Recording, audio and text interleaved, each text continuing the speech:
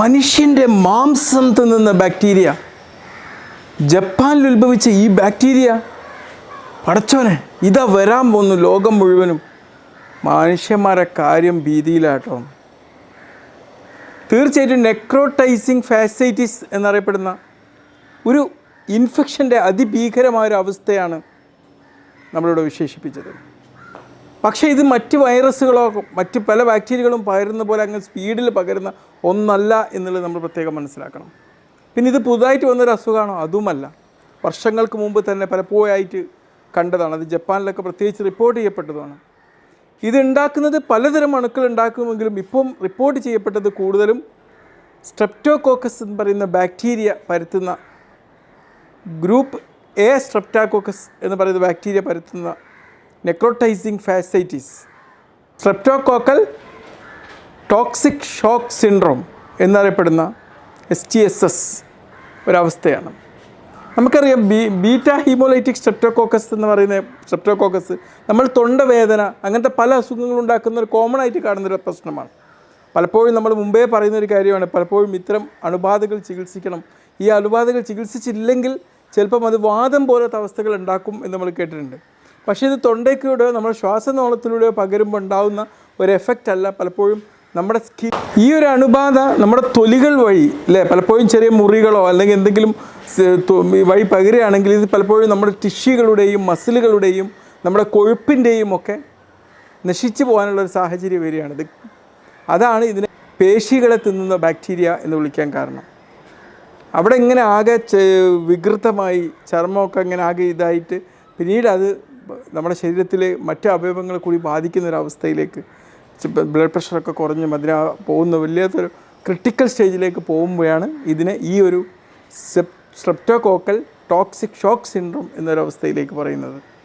ഒരു പ്രോപ്പറായൊരു സമയത്ത് ഇതിന് കറക്റ്റായിട്ടൊരു രീതിയിൽ ആൻറ്റിബയോട്ടിക്കൊക്കെ പല മൾട്ടിപ്പിൾ ആൻറ്റിബയോട്ടിക്സൊക്കെ കൊടുത്ത് ചികിത്സിച്ച് കഴിഞ്ഞാൽ ഈ ഒരു അവസ്ഥയിലേക്ക് ഇത് പോവില്ല എന്നുള്ളതും പ്രത്യേകം മനസ്സിലാക്കണം. തീർച്ചയായും ഏറ്റവും കൂടുതൽ ഉണ്ടാക്കുന്നത് ഗ്രൂപ്പ് എ സ്ട്രെപ്റ്റോകോക്കൽ ബാക്ടീരിയയാണ്. ഗ്യാസ് എന്ന് പറയും. വിബ്രിയോ വോൾനിഫിക്കസ് എന്ന് പറയുന്ന ബാക്ടീരിയ ചിലപ്പോൾ ഉണ്ടാക്കും. ഇത് പ്രത്യേകിച്ച് സമുദ്രജലത്തിലൂടെയൊക്കെ കുളിച്ച് വരുമ്പോഴോ അങ്ങനെയൊക്കെ ആയിട്ടാണ് ഇത് പകരുന്നത്. ചിലപ്പം ചില ട്രോമകൾ, അപകടങ്ങളൊക്കെ ഉണ്ടായതിനു ശേഷം ക്ലോസ്ട്രീഡിയം എന്ന് പറയുന്ന ഒരു തരം ബാക്ടീരിയ മുഖേനവും ഈ ഒരു അവസ്ഥ വരാൻ വളരെ വിദൂര സാധ്യതയുണ്ട്. അപൂർവമായിട്ട് ഈ കോളി എന്ന പറയുന്ന നമ്മുടെ വയറിലൊക്കെ കാണുന്ന ഇത്തരം ബാക്ടീരിയകൾ മൂലവും വരാം. ചിലപ്പം സ്റ്റെഫൈലോകോക്കസ് ഓറിയസ്, മെത്തിസിലിൻ റെസിസ്റ്റൻ്റ് ആയിട്ടുള്ള സ്റ്റെഫൈലോകോക്കസ് ഓറിയസ് ബാക്ടീരിയ മുഴുവൻ ഈ ഒരു അവസ്ഥ വരാവുന്നതാണ്. ഈ ഒരു അവസ്ഥയിൽ കാണുന്ന ലക്ഷണങ്ങൾ എന്തൊക്കെയാണ്? തീർച്ചയായിട്ടും ഞാൻ പറഞ്ഞല്ലോ, നമ്മുടെ ഏതെങ്കിലും വൂണ്ടുകൾ വഴിയോ മുറികൾ വഴിയോ ആണ് ഇത് വരിക എന്ന് പറയുമ്പോൾ ആ ഭാഗത്ത് ശക്തമായിട്ടുള്ള വേദന, മുറിവ് തുടങ്ങിയ സംഭവങ്ങൾ അവിടെ നമുക്ക് നിരീക്ഷിക്കാവുന്നതാണ്. ശക്തമായിട്ടുള്ള നീർവീക്കം, പനി, വിറയലോട് കൂടിയ പനി തുടങ്ങിയവയൊക്കെ വരാം. നല്ല ക്ഷീണം, തല കറങ്ങിപ്പോകുന്നൊരവസ്ഥകൾ, പിന്നെ ഇത് കുത്തി ഈ ഒരു ഭാഗത്ത് എവിടെയെങ്കിലുമൊക്കെ കുമിളകൾ, കറുത്ത പാടുകൾ, ഓക്കാനം വരിക, ഛർദി വരിക.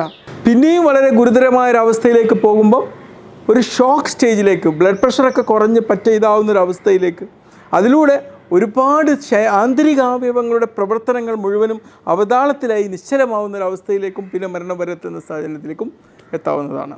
ഇനി ഇതിൻ്റെ രോഗനിർണയം എങ്ങനെയാണ് നടത്തുന്നത്?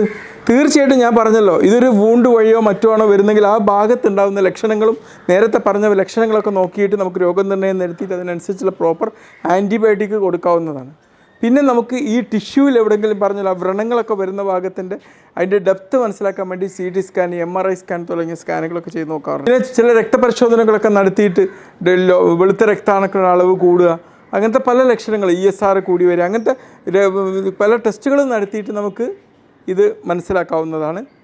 പിന്നെ ഇതിൻ്റെ വ്യാപ്തി മനസ്സിലാക്കാൻ പറ്റിയുള്ള ടിഷ്യൂ ബയോപ്സി തുടങ്ങിയവയുണ്ട്. പിന്നെ ഇതെങ്ങനെയാണ് ചികിത്സിക്കുന്നത്? തീർച്ചയായിട്ടും ബ്രോഡ് സ്പെക്ട്രം ആൻറ്റിബയോട്ടിക് എന്ന് പറയും. പല അണുക്കളെയും വരഞ്ഞു കെട്ടാൻ പാകത്തിലുള്ള രീതിയിലുള്ള ബ്രോഡ് സ്പെക്ട്രം ആൻറ്റിബയോട്ടിക്കുകൾ കൊടുക്കും. ചിലപ്പോൾ ചില സ്ഥലത്ത് ഇതിൻ്റെ വ്യാപ്തി കുറക്കാൻ വേണ്ടിയിട്ട് ഇത് സ്കിന്നിലൊക്കെ എഫക്റ്റഡ് ഏരിയ സർജിക്കലായിട്ട് റിമൂവ് ചെയ്യും. ചിലപ്പോൾ സപ്പോർട്ടിംഗ് തെറാപ്പികൾ വേണ്ടി വരും.